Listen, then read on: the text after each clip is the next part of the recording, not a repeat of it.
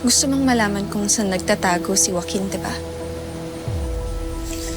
Help me na mapabalik siya sa Manila.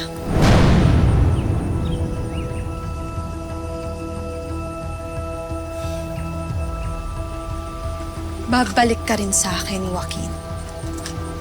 Palalabasin ko yung anger issues mo.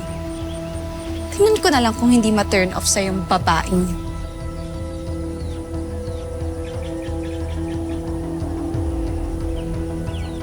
I think I'm